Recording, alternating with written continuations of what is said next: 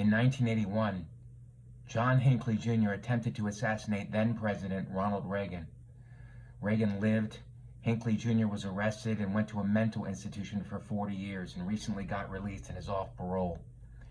I wonder if he ever tried to fly out of Reagan International Airport and they knew it was him and they just were giving him a hard time, like with TSA. They were like, your shampoo is too big. And Hinckley Jr. goes, no, I think it was the right size. And they go, no, it's too big. It's too big. Guess you're going to have to throw it away. And Hinckley Jr. goes, wait a second, is this because I shot and attempted to kill Ronald Reagan, who this airport is named after, in 1981? They go, no, it's got nothing to do with that. Your shampoo is too big. It's a threat to national security. You're going to have to throw it away. And Hinckley Jr. goes, well, how am I ever going to get Jodi Foster to love me without clean hair? Because I have no shampoo now. I have no reason to live. Hinckley Jr. tried to shoot Reagan to impress Jodi Foster, and now Jodi Foster is a lesbian. And it's like, I tried to take out a president for you, the leader of the free world, and now you're not even dating my gender anymore. And it's offensive for Hinckley Jr. because he went through all of that for Jodi Foster, and Jodi Foster was like, no, it's my body, my choice. And Hinckley Jr. was like, I don't have respect for anybody's body or anybody's choice. I tried to shoot Reagan. What about his body? And what about his choice? He didn't have any because I shot him. And it's like getting flowers is really nice for someone, or edible arrangements, because it looks like flowers, but you can eat it. And it's amazing. But shooting a president is, I think, more, I wouldn't say, it's not better, but it's like more of a statement than flowers. Flowers you pick up on the way home. Shooting a president, it's like you gotta get a gun, you gotta, hang out and wait for the president and sit through Secret Service and then go to a mental institution for 40 years. Like, there's a lot more to it than flowers. And I'm just saying that. It wasn't good what Hinckley Jr. did, but it was a statement.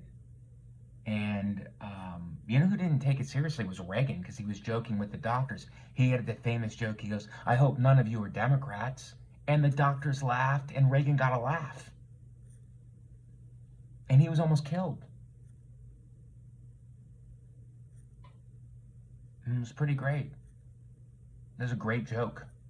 I'm a fan of jokes, and that was a great joke. You know, even if you don't agree with Reagan's policies, you have to say to yourself, that was a great joke Reagan had. He had a great joke there. And the doctors really laughed at it. And it's great to kill when you've almost been killed. When you've almost been killed and then you kill with a joke, it's like, who is this guy? He's an actor, but I didn't know he had these comedic abilities. And Hinckley Jr., say what you want about him, brought that out of Reagan. He brought those comedic sensibilities out of Reagan. Now, preferably, you'd like to get comedic sensibilities out of somebody without shooting them. And, but Reagan responded like a true comic, shot back. Shot back comedically, not physically, shot back. Hinckley Jr. shot physically at him.